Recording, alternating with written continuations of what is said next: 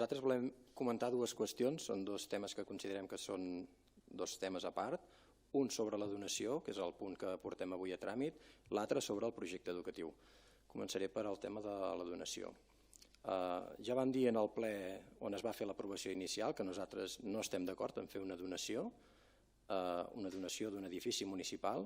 La nostra opció hagués estat la de fer una cessió d'ús condicionada a uns objectius i que es podria renovar indefinidament si el projecte assoleix aquests objectius. El que avui s'aprova és que d'aquí 35 anys aquest edifici deixi de ser propietat municipal. L'Ajuntament, per tant, deixarà de tenir cap capacitat de decisió sobre el seu ús social, què es fa, etc.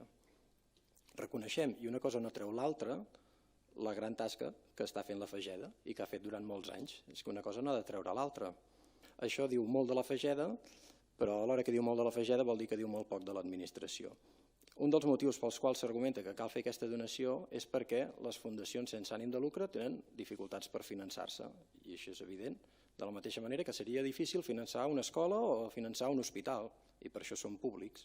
Nosaltres creiem que la feina que fan els professionals de la Fageda no haurien de dependre d'intentar aconseguir cada any finançament per realitzar-la, sinó que hauria de ser l'administració pública la que garantís el seu funcionament i continuïtat.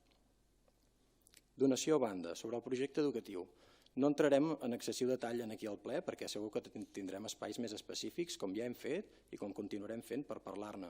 Però sí que insistim en el que vam dir en el ple passat. Per part nostra, tota la predisposició a parlar i ajudar en el que bonament puguem perquè aquest projecte, així com tots els altres que treballen en temes de necessitats socials, sigui un èxit. De fet, ja ens hem reunit amb la Fageda, a qui agraïm per cert la predisposició de reunir-se i de parlar tantes vegades com faci falta.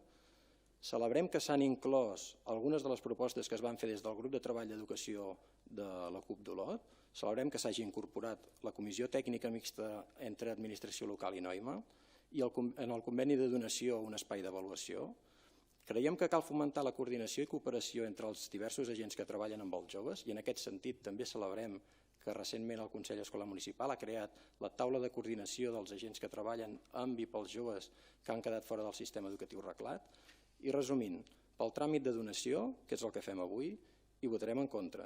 Per ajudar a crear el millor projecte possible, ja saben que ens hi trobaran, com portem fent, escoltant tots els agents i fent propostes de millora.